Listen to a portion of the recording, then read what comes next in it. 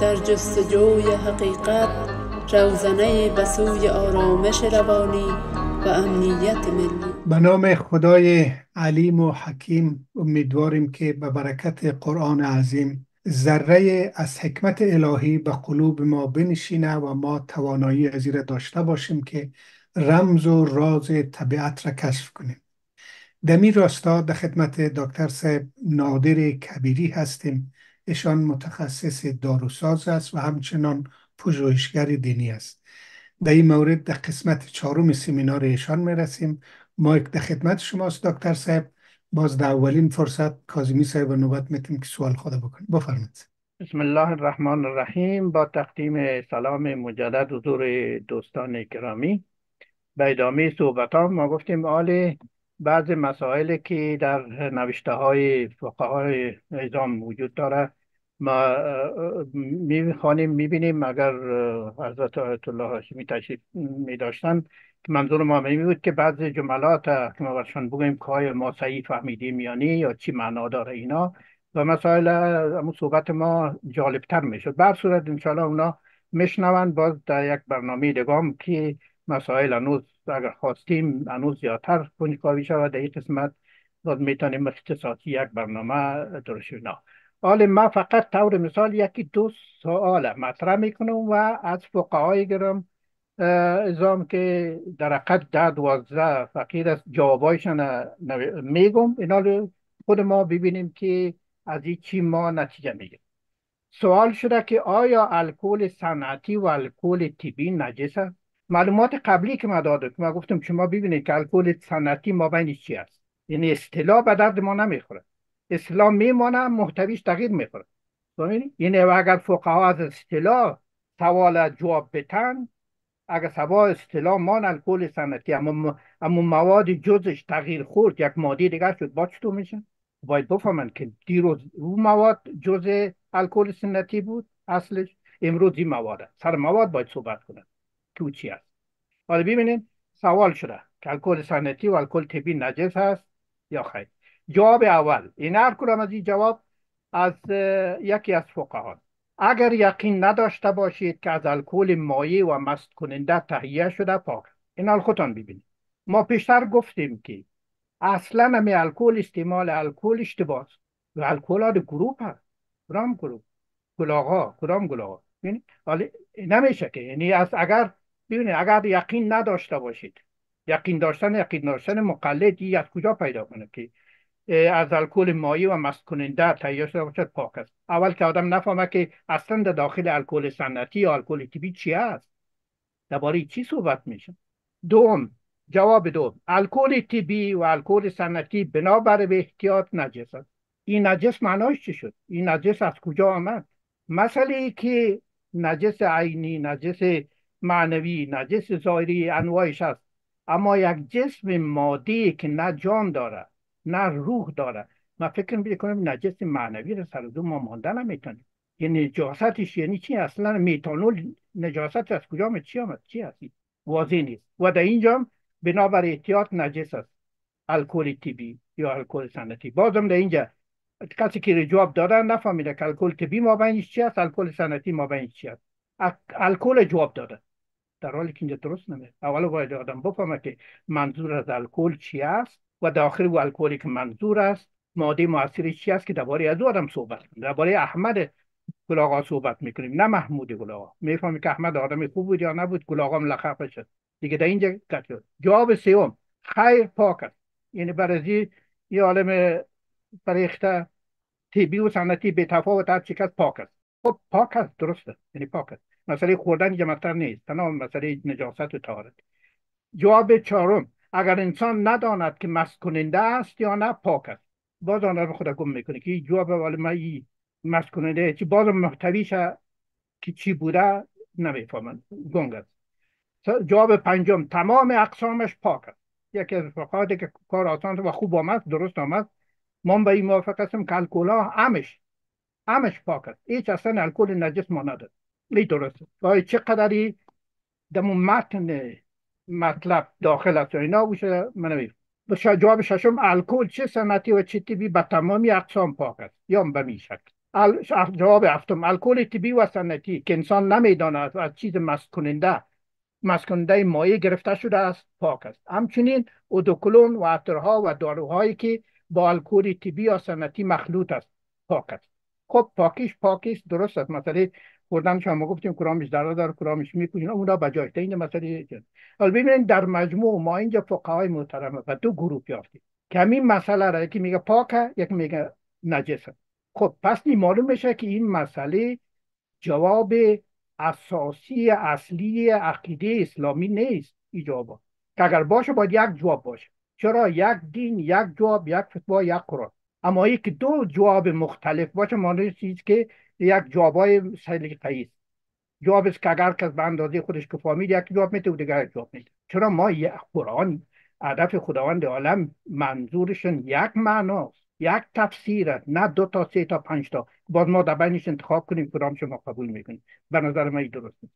این حال یک مسئله دیگه که اینجا به حساب مسئله ذکر میکنم. شمارهش اگر میگم بازی کسکی است ویش ما معذرت میکنم. مسئله 168 در فصل طهارت و نجاست یاد آوردیم که تمام انواع الکل ها هم از آن چه از چوب گرفته می شود و یا جزء آن پاکند. بنابراین خوراکی هایی که در داخل و درون آنها الکل هست پاک می باشد.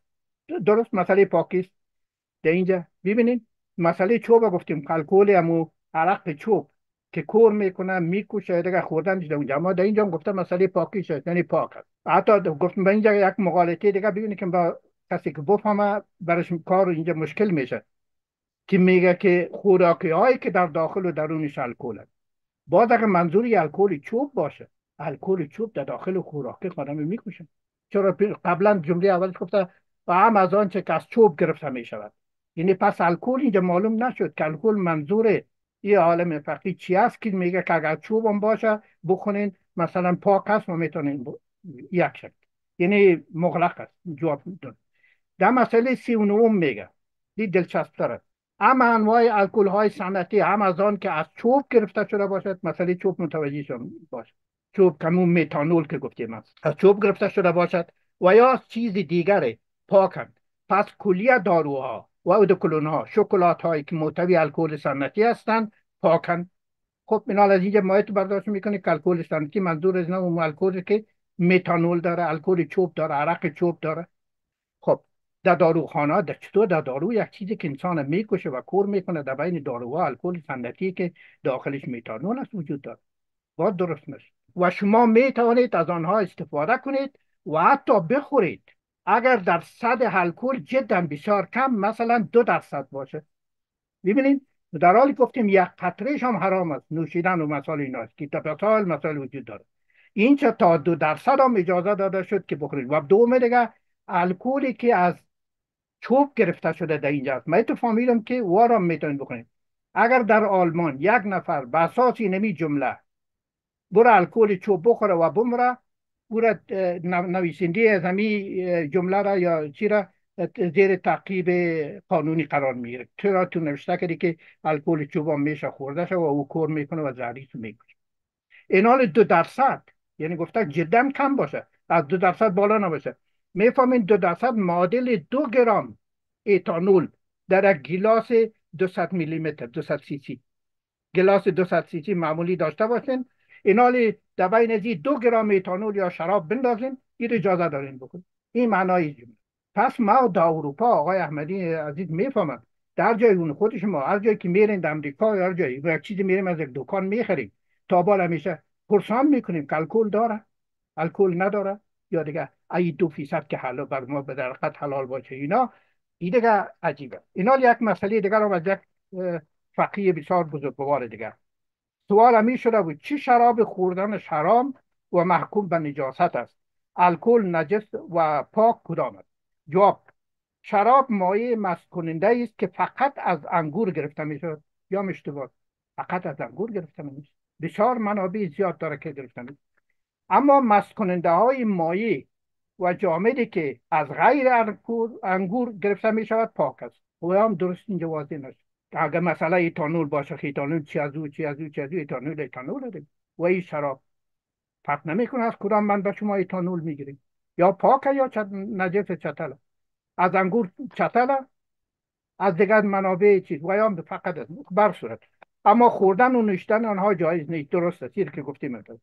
الکل اگر مایع و از انگور گرفته شده باشد نجس است و نوشیدن آن نیز حرام. اما اگر از غیر انگور تهیه شده باشد، چه مایع و چه جامد، پاک است، ولی خوردن نوشیدن آن و همچنین اضافه کردنش به غذا جایز نیست. خوردنش گفتیم دیگه چیز است، ای باشه بر صورت. اما ببینید که بازم مسئله الکل اشتباه شده در اینجا. اگر ایتانول بگن میفهمن که درباره چی صحبت میکنن، اما الکل گنگ است که نه مقلد میفهمه نه خودشان فهمیده که درباره چی صحبت میکنه. در قسمت علمی و اصلا دیگه آدم اگه اینا ترجمه مگه شده باشه به لسانهای مختلف، دیگه هر کسی اروپایی غربی هر شکلی که بخونه شاید ایران بانه که چرایی. به هر صورت ما در قسمت آخر و دو سه جمله خلاصه میکنم با دوستا سوالات. برای سهولت در افهام و تفهیم مسئله شراب، چه تقریری و یا تحریری، نباید از کلمه الکل استفاده کرد. حالا فهمیدیم دیگه زمان زکرایی تا حال علم پیش رفت، در جای بالاخره ساختمان مولکولی و دیگر آمد که الکل دیگه گروه فامیل داره. حالا شدی الکل و مشخص اسم به مسمى نیست، بلکه حتما کلمه ایتانول را مورد استفاده قرار بدید که بفهمید که درباره گل آقا احمد صحبت میکنه. استفاده کنید تا اشتباهات صورت نگرفته و اظهارات شما از نگاه علم شیمی و هم از نگاه قرآن و حدیث روایت درست باشه. ما هیچ جای خود من نیافتم یک روایت و حدیث و مسائل که واضح چیزی تو بعد که نجس و نجاست چون به حساب نمی چتلی و مرداری، بلکه پلیدیش بوده و پلیدیش مسئله نوشیدنش است و ابی مسائل و دوم دیگه از استعمال اصطلاحات مثل الکل سفید و الکل طبی و غیره و الکل دست خودداری شد، جدا خودداری شد که نه اصطلاح به درد نمیخورد، محتویش باید معلوم شد. مثل شما یک شربت یا یک قرص تابلت ویتامین دی بخواید بخورید، میفویدو هم قرص یا شربت ویتامین دی داشته باشه و اگر شما هم صحبت میکنید درباره ویتامین دی باید صحبت کنید، نه باید درباره شربت سرخ رقم، نه درباره تابلت گرد. باید بگوین که ویتامین دی خاصیتی نیست، وجود ما ویتامین دی ضرورت داره کمه. ویتامین دی اصطلاح به درد نمیخوره و مغشوش کننده. خلاصه ایتانول یا شراب، برای من ایتانول معادل شراب، چرا جز اصلی شراب هم ایتانوله. مست کننده مست و نوش یگانه الکل بین صدها الکل که قابل شربه، دیگه هیچ قابل شرب هم نیست.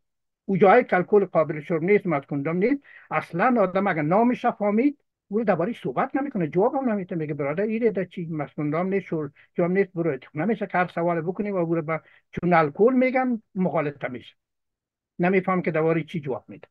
خلاصه ایتانول شراب هیچ چیز را چتل یا مردار و نجس نمی کند، اما نوشیدن و خوردن حتی مواد حاوی ایتانول یا شراب حرام است و ممنوع حتی مقدار کم. امید است که این مسئله بسنده میکنیم که دوستان سوالات و نداشته کنیم و تبصره و صحبت ها. و السلام علیکم و رحمت الله و برکاته.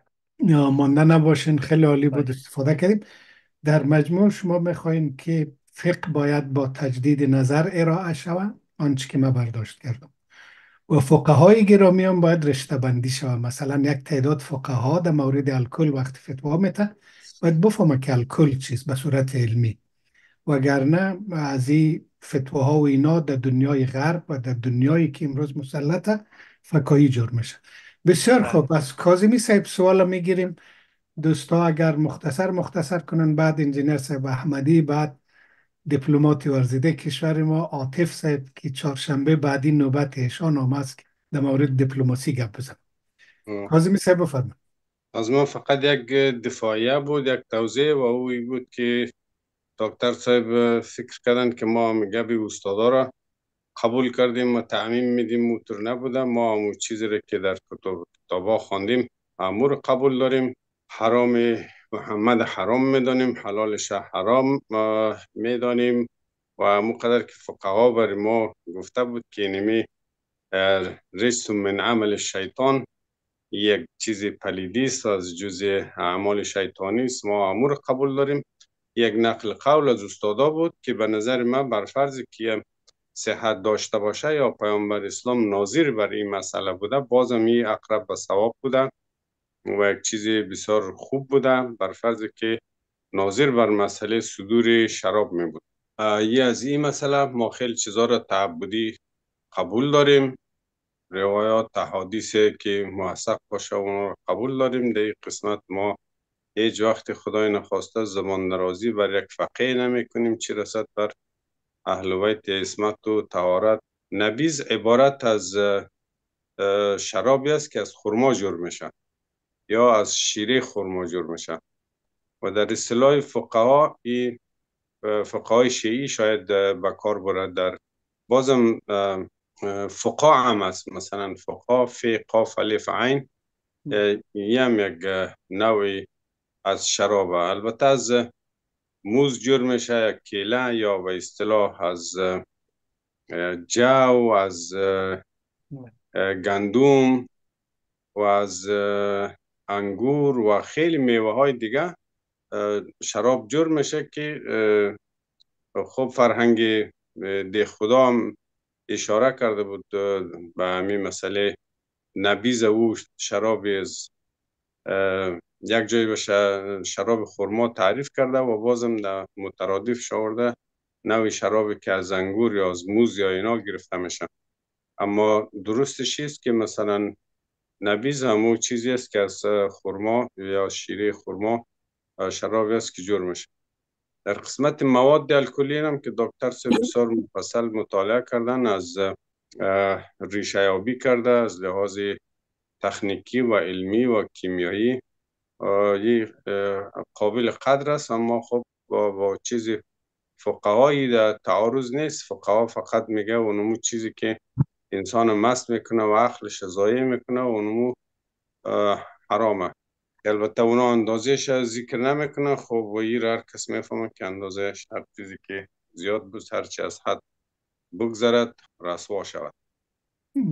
اینی دو عرض ما بود در قسمت نبیذ، در قسمت فقها. البته انواع اقسام شراب خیلی زیاده که وقت از خیلی چیزا جور میشه، یعنی هر چیز یک فیصدی از مواد الکل به حساب خود داره و ما نمیتونیم الزاما هر چیز بگویم که و حرام.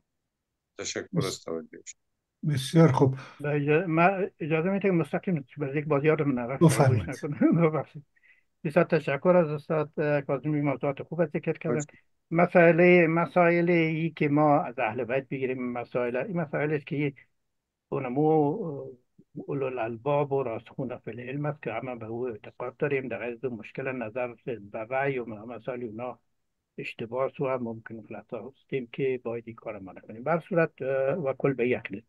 مسئله دوم دیگه که از بازم من دو صحبت ها رو من با فشارم در این قسمت کردم که مهم است که جزء اصلی شراب که مست کننده است عبور از او بکشیم، مثلا دیگه شراب نیست و نوشیدنش هم حرام نیست. اینمی ایتانوله، خلاص اینمی ایتانول است. یا بعد اون قدر گفتیم ایتانول مساوی به شراب. اگه اینمی ایتانول مساوی به شراب بگوییم که شراب ذکرای راضی بود که علم حال ثابت کرد که این کربن اکسیژن خارجی نیم تمام خواسته اوناش مسئله حل شد. هم علمی میشه، هم فقهی میشه، هم عقیدوی میشه که مشکل نیست. و هم مسائل حرام که شما گفتید بله نوشیدنش کم و زیادش از هر چی باشه حرام نوشیدن. اما نجاستش و پاکش ایناش الکل، تمام الکل ها پاک است. ایتانول هم پاک است. ایتانول معادل شراب است، پس شراب هم پاک است، نوشیدنش حرام. این مسئله را باید ما تفکیک بتیم یکی از دیگر. فکر میکنم همین دو مسئله بود. مسئله نبیذ اونام در اون قسمت ها آقای هاشمی مسائل داشتن. این مسئله سلسان مثلا نفهمیدم که منظور از این که اگر آب کشمش یا آب انگور یا دیگر جوش داده شود و دو قسمتش تبخیر بکنه غلیظ شود و نجاستش پاک میشه. یعنی اصلا این پر من واضح نشد که منظور از این چی است. چی کم و زیاد میشه که اگر نرمال در مو شکل باشه بدون پیش از جوش دادن او نجسه، دو قسمتش تبخیر کنه و یک سیسش باک کنه پاک میشه. منظور چیه؟ منظور از بین بردن ایتانول است، ماده مؤثره که است که به این رقم نمیشه. اما منظور یک رقم من نمیفهم که اصلا بر من مغلق شد که باز اگر از اطلاع میفته این قسمت زیادتر صحبت. تشکر. احمدی صاحب بفرمایید شما. بسم الله الرحمن الرحیم. السلام علیکم و رحمت الله و برکاته. انشالله که همه شما خوب باشین. ما باید روح زیبای اسلام را درک کنیم. در اسلام عزیز مسئله تعادل در همه بخش ها شاید از زیبایی های اسلام باشه. حالا در قسمت الکل هم ما تقریبا یک دو سه تا از توضیح المسائل را آوردیم. مثلا یکی از ساده ترینش از آیت الله سیستانی فقه برای غرب نشینان. اینا مسائل هم رقم که شما مطرح کردیم خیلی ساده مطرح کردن. همه انواع الکل های صنعتی، هم از آن که از چوب گرفته شده باشد یا چیز دیگری، پاکن. پس کلیه داروها، ادکلون ها، شکلات هایی که محتوای الکل صنعتی هستند پاکن و شما می توانید از آنها استفاده کنید و حتی بخورید اگر درصد الکل جدا بسیار کم، مثلا 2% باشد. البته اگر کسی وقت داشتن میتونن که همین در فقه برای غرب نشینان توضیحات بیشتر دارن. آقای احمدی اگر اجازه بدین در این نقطه ما امیر ذکر کردم. اول الکل که از چوب گرفته میشه میتانول است، او کور میکنه و میکشه. چطور در اینجا نوشته است که میتونین بخورید؟ من میخواستم که بر شما بگویم و اون 2% هم در حدود 2 گرم الکل میشه در بین یک پیاله چیز الکل یا شراب. اجازه است که من بخورم. اینمی 2 نقطه رو بر من تشریح کنید. این مجتهدین عزیز که هست مشاورین عالم دارن، حتما بر شما توضیح داده میتونن. من خواستم که برای شما عزیزا و کسایی که صدای ما رو میشنوند بگویم که ما در حالت افراط و تفریط نریم. بعض از عزیزا دور از شما باشه آنقدر افراطی هستن، یک کسی که میرن در بازار یک چیز رو میخرن، این حرام است، این حلال است، این حلال است، این حرام است. خب اگر شما از یک مجتهد پیروی میکنید، خب مجتهد که بر شما زندگی را ساده ساخته درست است. ما راجع به ای که این الکل از چوب است یا کدامش، راجع به اون خوب بحث میکنیم. همون رقم که شما گفتین تمام الکل ها به ذات خود پاک است مگر ای که بخورین. حتی خب البته من از کتاب گپ میزنم میخوانم برای از که سوی تفاهم نشه. این دیگه مسائل خانواده از امام خمینی رحمت الله علیه است با توضیحات عبدالکریم بیازار شیرازی. نوشیدنی های حرام. حرمت نوشیدن شراب از ضروریات دین است. نه اینا را خب آقای احمدی ببین ما گفتیم نوشیدن حتی کمش هم حرامه دیگه. در این باره ما صحبت نمیکنیم. نوشیدن حرامه. اما مسئله ایزی که مثلا چوب که کوره آدم طبق قانون آلمان اگر یک نفر این جمله را بخونه و الکل چوبه فکر کنه که اینمی ازش میتون استفاده کن بنوشه و او کور شه یا بمره، جوابش باید همین کسی که نوشته کرده بته. یکی در داروها الکل چوب نیست اصلا اجازه. و الکلی که میکوشه چطور در داروها الکل چوب اجازه است که داخل باشه، باز خوردنش هم اجازه باشه؟ ما این مسائل اساسی را سرش صحبت میکنیم آقا، نه مسائل جانبی را. اجازه بدین که من بر شما بخوانم مسئله 39. ما بیره خواندم پیش از شما خواندین ما خواندم. همه انواع الکل های صنعتی هم از آن که از چوب گرفته شده باشد یا چیز دیگر پاکن. پس کلیه داروها، ادکلون ها و شکلات هایی که محتوای الکل صنعتی هستن پاکن. یعنی اشتباه، الکل چوب در دارو نیست، الکل چوب میکشه.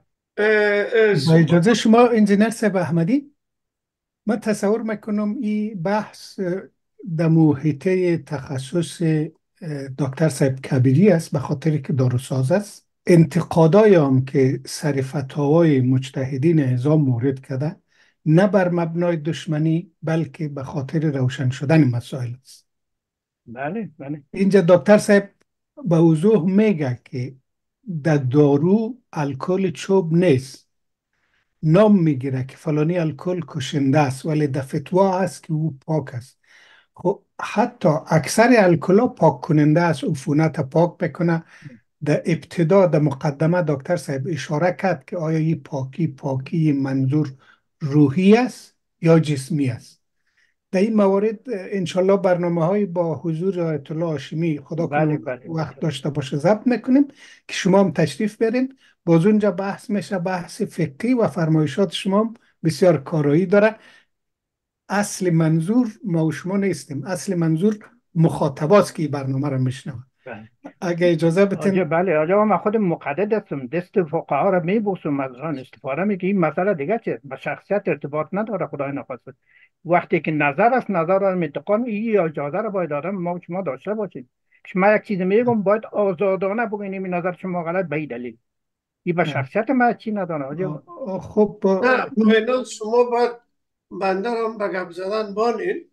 ما امی از جناب آیت الله سیستانی حفظهم الله را خواندم بر شما که همه انواع الکل های صنعتی، هم از آن که از چوب گرفته شده باشد یا چیز دیگر، پاکن. این درستی را قبول دارم، پاک است. درست. ببخشید اجازه بدین که من یک دفعه توضیح بتون بر شما. منظوری که ما و شما که در یک فروشگاه میریم، چی فروشگاه مواد خوراکی باشه، چی فروشگاه هایی باشه که ما شما ضرورت داریم، فرض کنیم که یک جای آدم خون میشه اینا، از الکل ها استفاده میکنیم. همون شرکت هایی که همین الکل ها را مثلا تولید میکنه و اونا را همتون ما از صحبت های فقه برای غرب نشینان درک کردم که اینا پاک هستن. چون شما شاید کمتر ارتباط داشته باشین، در مسجدهای ما بسیار وقتا افرادای میاین که انسانها را راگم میسازن. دایی دست نزن حرامه، دایی دست نزن حرامه، دایی دست نزن ناجس است، دایی دست.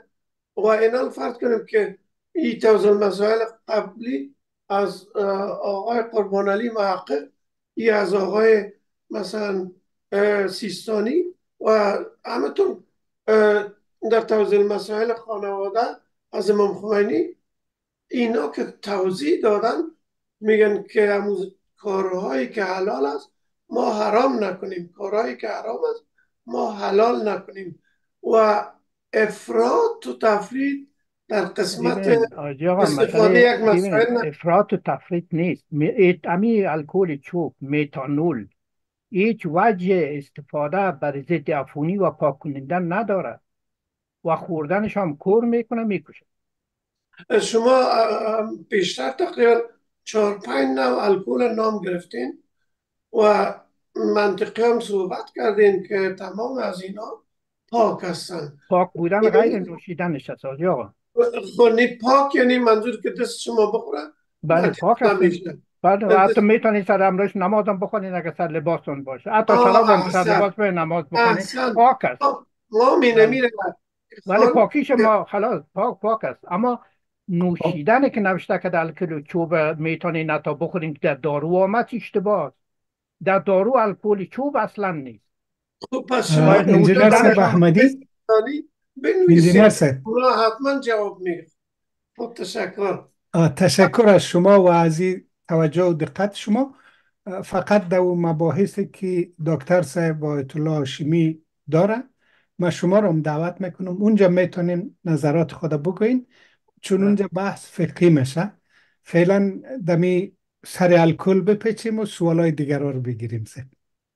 در رابطه با الکل آیه قرآن عظیم شان حضور میخوایم انجینر صاحب او را چون خوانده شده تذکرم رفت که چند بار ذکر شده، خیلی حضور میخوایم از شما. عاطف صاحب بفرمایید. سلام حضور عزیزان حاضر در برنامه و دوستایی که برنامه را بعدا مشاهده میکنن و مشنون و میبینن. ما یک نتیجه گرفتم از بحث امروز، ولی قبل از که بریم به نتیجه یک مسئله را میخوایم کمی بیان بکنم و هم به می نتیجه ارتباط داره، به ارتباط نیست. ما میخوایم بگوییم که قرآن بسیار سلیس و روان است و ما نیاز به نفر سیومی نداریم که با ما با ما صحبت بکنه. یعنی ما از طریق نفر سیوم با قرآن صحبت بکنیم، چون قرآن خدا به ما روان کرده و به زبان ما روان کرده. اگر قرآن با رمز و راز است بنان برای ما نخواد باشه دیگه، که پس مطمئن هستیم که تو نیست. و این مسئله را که گفتیم مثلا در رابطه به این که ما قرآن و این مسائل از اهل بیت و مثلا فقها و گپا، ما یک کوتاه میخوایم بگوییم که اگر اهل بیت میخواستن ما قرآن از ما یاد بگیریم، یک چیز نوشتاری از خودشون میگذاشتن که ما هیچ چیز نوشتاری از اهل بیت نداریم. حتی از حضرت پیامبر هم احادیثش که بوده تا وقتی خودشان حیات بودن اجازه نوشتنش به کسی نداده بودن. اولین کتاب حدیثی که نوشته میشه در زمان خلفای اموی است. فکر میکنم 100 سال بعد است یا چقدر است که ابو اسحاق اگه اولین اجازه کتابش بدین نوشت. حرف شما را قطع کنم، معذرت میخوایم. این تمام 34 نقطه که گفتین درست نیست. اینا رو شما ادامه بدید. شما باز درستی و نادرستیش بعدا بیان بله. کنید. ما میخوایم بگوییم که بحث های الکل باشه یا هر بحثی که باشه دو جنبه داره، جنبه علمی، جنبه دینی و جنبه تخصصی داره. جنبه دینیش قرآن ذکر کرده ای حلال است، ای حرام است، دست تمام شد رفت دیگه، ما نیاز نداریم که فقها بر ما توضیح بدن. چه او فقهایی که دمی رشته، مثلا شما رشته تان دمی مثلا بخش کیمیا هست، اگه با ما توضیح بدید بس سر چشم باید بشنویم، گوش کنیم، میفهمیم که شما چی میخواین بگین. و همونطور که دیدین فقها مثلا الکل چوب هم گفتن که مثلا پاک است میتونین بخورین، در حالی که جناب شد توضیح دادن که الکل چوب قابل خوردن حتی که برای زخم استفاده کردن هم نیست. بنابراین کسی که توضیح میده در این مسائل باید اهل تخصص باشه. و قرآن هم میگه که شما مسائل به اهلش بسپارین. وقتی که میگه به اهلش بسپارین، به این معنا نیست که اهلش فقها باشن. اهلش کسی است که در رشته تعلیم دیده، درس خوانده و میفهمه. و من بازم به تکرار میگم قرآن بسیار سلیس روان میگه این کارو بکو، این کارو نکو دیگه. اگر قرار باشه که قرآن بازم میگم به رمز و راز اومده باشه، خب پس دیگه خب امی مسائل از اینجا پیدا شده دیگه. امی گپایی که ما میبینیم، امی مشکلاتی که ما میبینیم، امی دهگانگی و بیزگانگی که در اسلام است، هر کسی با دل خودش، از نظر خودش، از دید خودش یک مسئله را تعریف میکنه، توضیح میکنه. مثلا ما توضیح المسائل داریم، مثلا کتاب‌های مشخص از چه از اهل عناف چه از اهل تشیع و گپا داریم. من فکر میکنم که بازم میگم نتیجه من این است که از بحث‌های امروز من نتیجه که گرفتم این است که دین گفته حلال حرام، قرآن گفته، من فقره نمیگم، قرآن گفته این حلال است و این حرام. خلاص تمام، متواقعش بگذارین به اهل علم. مثلا امروز شما در رابطه با الکل توضیحات دادین و ما دقیقاً فهمیدیم که کدام الکل نوشیدنی است، کدامش پاک است، کدامش پاک و همش است، کدامش نوشیدنی است، کدامش نیست، کدامش منظور از الکل چی است. یا مثلا چون خمر خودش برای نوشیدنی میه، هر ماده که مست کننده باشه، این ما شما یاد گرفتیم. ولی در قرآن هم گفته که رجسن من عمل شیطان فاجتنبوا لعلکم تفلحون. اونم قدر منع کرده، باقیش به می خاطر است که گذاشته شده که دیگه اهل فن در موقعش، در زمانش، با پیشرفت علم این توضیح بدن. نه ای که ما بریم مثلا ببینیم یک کس دیگه قرآن با ما، یک کس دیگه قرآن خود ما بازم میگم قرآن برای ما هست، بنان با زبان ما هست و ما نیاز به نفر سیوم نداریم برای قرآن. قرآن میگه حلال حرام، بعدش دیگه بگذارین به اهل فن، شما بیاین با ما توضیح بدین در رابطه مسائل کیمیاویش، یا کسی دیگه به مسائل ریاضیش. بعد از اون ما میفهمیم که چی بگیم. و این 2 دستگی و 10 دستگی و 20 دستگی و 50 دستگی اسلام فکر کنم که از این بابت باشه. بسیار تشکر. اگر کسی ناراحت شده باشه مرحبا باشه. نه یقینا کسی ناراحت نشده، اینجا نظرات آزاد است. بله، فقط نکته ای که میمونه ای است که شما تمام متخصصین گپش قبول دارین ولی فقها رو ندارین. ما هفته های آینده چند فقه جمع میکنیم که شما رو در ونکوور رسما شلاق بزنه. نیست من فقها رو حرفاش قبول دارم، ولی هر فقها در هر بخشی که متخصص از گپش قبول داریم. مثلا یک فقیه که از مدرسه مثلا فکر کنید دیوبندی فارغ شده، در مسائل حقوق اسلامی متخصص است، او اگر بیاید در رابطه با اقتصاد صحبت بکنه خب قابل قبول و حتما میره ما رو میبره به منجلاب، خودشون رفته به منجلاب. و یا ای که مثلا امروز ببینید در رابطه با الکل، او فقیه که در رابطه با الکل اصلا معلومات، اصلا معادله کیمیایی الکل نمیفهمه و فرق بین کربن و هیدروژن هم وزن اتمی میگه پاش نمیفهمه. او اگر بیاید در رابطه با الکل با ما توضیحات بده، خود به خود دیگه خب ما اون میگیم الکل چوب بخوریم، خوب است، درست است، در شکلات اگه بود بخوریم. در حالی که الکل چوب خب ما که هیچ در رابطه با کیمیا شاید هیچ معلومات نداشته باشم، از 30 سال پیش میفهمم که الکل چوب که بخوره کور میشه. خب فقیه نوشته کرده که شما الکل چوب تا 2 گرم باشه بخوریم. خب پس من میگم که ما او فقیر صحبت چه قبول دارم که در علوم عرصه متخصص باشه، نه در تمام عرصه، و هیچ کسی نمیتونه در تمام عرصه ها متخصص باشه و توضیح المسائل نوشته بکنه که از اقتصاد گرفته تا سیاست تا دیپلماسی تا الکل تا مسائل ریاضی همش توضیح بده به ما بگیم چون فقیر هستی ما گپ قبول دارم. بسیار معذرت میخوایم. بسیار عالی. خب بفرمایید. اگر با اجازه باشه دو سه جمله. بسیار زیاد تشکر از استاد گرامی عزیز ما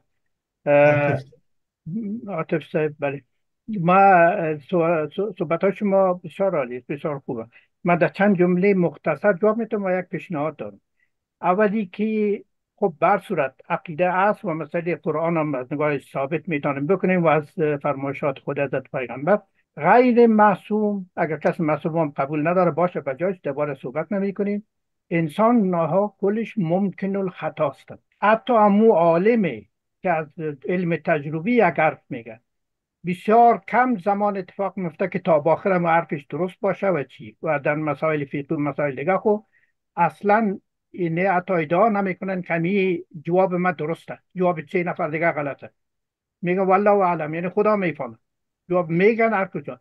اینا ما ممکن الخطا هستیم. اعتماد سر تمام مسائل جوابای ما به حساب فقهی اینا نیست، اگر از کله خود ما باشه و سر مغز خود ما باشه. مسائل دیگر اگر آقای محسنی استاد موافق باشن یک زمان یک برنامه بگیریم که اصلا قرآن چیست و حضرت پیغمبر تفسیر کرده، تفسیر قرآن وجود داشت، تمام مسائل است، در این قسمت ها مفصل صحبت میکنیم و کلش هم مستند و این مسائل است که انشاءالله مسائل واضح شود. را در یکی دو سه کلمه نمیشه.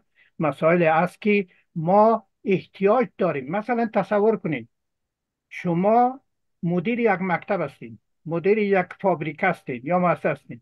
شما یک جای میرین یا یک جای هم نمیرین، شاگردان میای، همکارایتان میای، شما یک نفر معرفی میکنین، میگن دوستان گرامی، محصلین یا متعلمین گرامی، اگر مشکلی بر شما پیدا شد آقای فلانی حاضر است، او از طرف ما صلاحیت داره و کاملا ما یقین داریم که تمام مشکلات شما را حل میکنه، جوابای شما را میده. پیش دیگه کس ندین سرگردان نشین و از پیش خودم غلطی نکنین.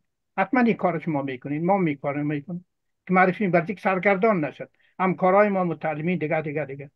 در مسئله قرآن خدا حضرت پیغمبر امر کرد که بیان که بر مردم بگو. کرد حضرت پیغمبر یا نکرد؟ اگر نکرد خود وظیفه خود اجرا نکرد.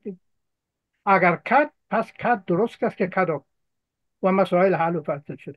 یعنی باید یک نفرایی باشه که ما را راهنمایی کنه که برای خطا نریم. بعد صورت اگر یک برنامه در حضور آیت الله هاشمی و دوستان دیگه، دکتر صاحب لقمان یا دوستان دیگه که باشن، اگر بگیریم که یعنی اصلا قرآن تفسیر شده نشده، قرآن چی ما را باید تفسیر شده، علما تا چی اندازه حرفشان حجت است بر ما. تمام علما را احترام دارم، دستشان میبوسم، فقها را، اما حرفشان بر ما حجت نیست.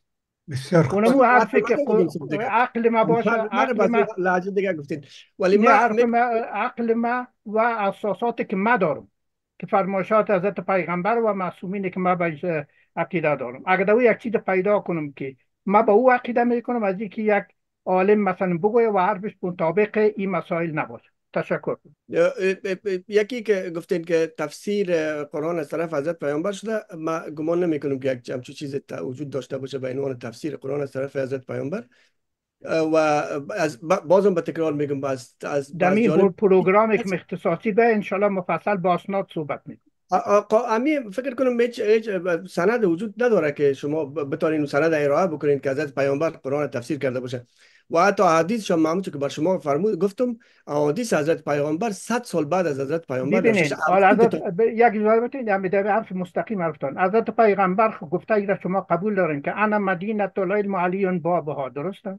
ما نمیفهم که این چقدر سند است، ولی این که خود حضرت علی، وقتی که ما میگیم حضرت علی کرم الله وجهه، وقتی که ما میگیم از کدام نوشته که در زمان خودشان بوده باشه که نوشته کرده باشن، یعنی از زبانشان نوشته وجود داشت، احترام نیست که نوشته و وجود نداشته، به خاطر که قرآن نوشته شده. ولی هیچ نوشته از نه از خلفای راشدین، از هیچ کدامشان، از هیچ کسی وجود نداره به عنوان از اینکه توضیح مسائل داشته باشن. نهج البلاغه 400 سال بعد نوشته شده، جمع آوری شده. حالا شما فکر بکنین که یک مسئله که 400 سال بعد جمع آوری شده باشه، شما چقدر ساعت سوق میشه؟ یا مثلا کتاب‌های احادیث می‌بینین، به همین دلیل است که احادیث صحیح و خبر متواتر و حدیث ضعیف و من فهم حدیث ناصحیح و گپا تقسیمات میکنن. شما فکر بکنین، من بسیار ساده میگم، بسیار ساده، نه به عنوان یک فقیه، نه به عنوان یک عالم دین، من بهش میگم که نوشته در زمان حضرت پیامبر وجود داشته، چون قرآن نوشته شده، ولی هیچ نوشته دیگه نیست از هیچ کسی به هیچ عنوان در زمان وجود نداره. چرا؟ بدل ازی ما گمان میکنم که بدل ازی که وقتی شما گفتین یک کس را مامور مثل خداوند که راهنمایی بکنه، برای ما مامور ساخته، قرآن مامور ساخته. خود قرآن شما برای قرآن بخونین، کجای قرآن به تنهایی گمراه، قرآن میگه کار خوب بکنین، یک جمله میگه شما میگه شراب نخورین، کجای چیزی که توحید نیاز؟ قرآن به تنهایی خود گمراه کننده است. قرآن شما چی میگین؟ قرآن ببینید که شما همون معناش نمیفهمید. ببینید آقای خداوند یک سر به ما روان کرده ولی به زبان ما روان نکرده. به زبان یک کس دیگه باید شما میرین در مکتب، شما میرین مکتب میرین، میخواین درس کیمیا را یاد بگیرید، به معلم ضرورت دارین؟ یعنی یا کتاب پیش رویتان میمونه خود شما میخوانین و باز میرین امتحان هم میتین؟ شما نه اجازه بدید. شما بگم که قرآن یک کتاب تخصصی نیست، یک کتاب بسیار عمومیه. شما به قرآن میگه که شما کار خوب بکنین، کار بد نکنین. نمیتونین به تنهایی قرآن گمراه کننده است تا که معلمین راسخون فی العلم و اولو الالباب نباشند. همین مسئله را شما و اولو الالباب و ببینید، اولو الالباب و راسخون فی العلم فقها نیستن، متعصبین نیستن. من یک عرض دارم خدمت هر دو بزرگوار. برنامه مشخص اگر بگیریم انشالله واضح خواهد. من کمال میل برنامه مشخص میگیرم صاحب، خیلی مشتاق هستم که رقم برنامه ها داشته باشیم، یقینا آموزنده است. فقط امی فعلا اگر اجازه بتین مجلس با آخر ببریم، به خاطر که شما مناظره میکنین ولی در مورد وقت در حق عاطف صاحب یک کمی ظلم شد. دکتر صاحب شما بیشتر گپ زدین به برداشت من. بله، چون بعضی چیزا یادم باید مستقیم گفته شد از اون خاطر. بعضی مسائل مثلا درست هم نیست. وقتی که مناظره شد، ببخشید او زمان نه خواهش میکنم، هیچ گپی نیستم و شما دوست هستیم، باز خواد بودیم تریبون در اختیار شماست و در اختیار همه چی میکنیم. احمدی صاحب بزرگوار، اگر از شما خواهش کنم خیلی مختصر فرمایشاتتون بگوین که برنامه رو ختم کنیم. بسم الله الرحمن الرحیم. یک چیز از برادر عزیز ما آقای عاطف بسیار خودشان توضیح داد. در زمان خلیفه اول و دوم اینا دستور دادن که احادیث حتی که کتبی نوشته شده بودن اونا را بعضی از علما میگن سوختانده شد و حرفشان دقیق است که 100 سال بعد نوشته شد. اما در رابطه با صحبت‌های برادر عزیز ما آقای نادر کبیری میگم که همین جمله خدا رویش فکر کنن، اصلاح کنن که قرآن مایه هدایت کل انسان هاست. من یک دکتر آلمانی است که مسلمان شده، بسیار پولدار هست، دفتر یا داره، تنها هم قرآن کریم میخوانه، از این نمیکنه راه حل های خدا میبینه. چون احادیث شریف نبوی بسیار احادیث است که تفسیر کننده قرآن است، اما احادیث شریف نبوی بسیار دست خورده و ما باید روی احادیث جعلی که در شیعه و سنی قدر پر هست گپ بزنیم. خداوند رحمت کنه آیت الله محسنی را که اونا از نمیفهم 120 جلد کتاب بس اسمش یادم رفت همین لحظه، بهار الانوار 3 جلد ساخته و بعضا به ایشان توهین هم کرده، اما بزرگترین خدمت کرده و در آینده که ما پیش میریم مسلمان ها شیعه و سنی با هم تقرب پیدا میکنن و تمام احادیث که غلط است، مخالف عقل است، بله. مخالف علم است، اونها را ما از بین آقای یعنی احمدی برداشت تنها یک میکنیم. نقطه، آقای و موسوی اگر آیت الله یک روز راجع موسومی به قرآن کار. صحبت کنیم من بله حاضر هستم. بسیار ما بله. سی تفاهم و میشه. من نظر شما که میخوام فهمید آقای آیت الله موسوی کاری که کرده و نوشته نکرده که در برالانوار یه حدیث درسته حدیث درست نیست. 3 جلد کتاب نوشته که فقط فهرستوار نوشته که و شماره ها رو نوشته که در این قسمت ها باید تتبع شو اینا. هیچ وقت رد نکرده که کدام حدیث درسته و کدام حدیث درست نیست. نه خب شما ببینید که یکی از آیت الله هایی که خداوند حیاتش زیادتر بسازه و بسیار آدم قوی است و مردمایی که او رو درک نمیکنه دیوانه میگن. اون میگه که مثلا امی بعض خوب صاحب بهار الانوار هم میگه که گفته که این قرآن که پیش ما هست این کامل نیست. دوی ورسیش پیش امام زمان عجل الله تعالی فرج هست. این قرآن که ما داریم یک ورسیش هست که البته علمای التشیع این نظر را رد میکنن، اما آقای سید کمال حیدری ای را علنی با کتابایی که هست میاره و اگر ما مثلا در امی جهت کار نکنیم که چیزایی که غلط است او را رد کنیم، چیزایی که خوب است او را بپذیریم، معذرت میخوایم از وظایف آقای اسلامی موسوی حرفا زیاد است. اگر شود که در این مجلس اختصاصی اگه صحبت ها شود بهتر است. ما هم دلایل دارم که این مسائل ها درست نیست. بسیار خوب صاحب. با اجازه معذرت میخوایم. احمدی صاحب خواهش میکنم. خب کاظمی صاحب چند بار صحبت کرده، امینی صاحب دست بالا کرده بودین، شما هم اگر مختصر بگوین که وقت کاملا گذشته. من معذرت میخوایم در آخر بحث وارد شدم، نمیفهم اصل بحث سر چی بود. تنها فرمایشات عاطف صاحب در مورد قرآن با قسمت عمده از فرمایشاتشان موافق هستم. تنها متن موثق و قابل اعتماد و متنی که هم از نظر تواتر هم از نظر اجماع علما مورد توثیق است قرآن است. در مورد احادیث و روایات حرف حدیث ها بسیار است و بیشمار و بسیاری از احادیث و روایات حداقل نقل به معنا شده. وقتی یک کس یک حرف را میشنوه و نقل به معنا میکنه، یقینا دانش و بینش و دریافت خود درش سهیم میسازه. یعنی در این مجلسی که ما و شما نشسته هستیم، از یک کلمه ما به گونه‌ای برداشت میکنم از فرمایشات مثلا یکی از بزرگوارایی که صحبت کردن، کسی دیگه به گونه دیگه برداشت میکنه. احادیث چون نقل به معنا شده، درش حرف حدیث هایی میتونه بسیار فراوان وجود داشته باشه، علاوه بر از که با زمان حضرت پیغمبر تأخیر داشته. ولی یک نکته دیگر هم فراموش نکنیم که یکی از وظایف پیامبرا تبیین آیات قرآنی بوده.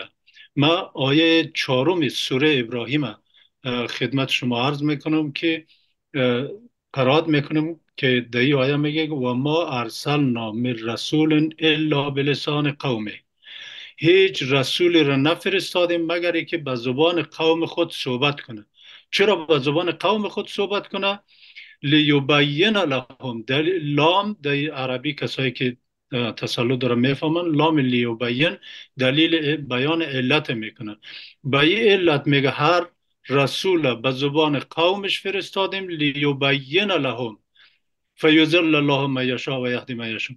میگه که ایره به این خاطر ما همه رسولا را با فرهنگ خودش، با زبان خودش، با موافق به مو جامعه فرستادیم تا آیات خداوندی را تبیین کنه.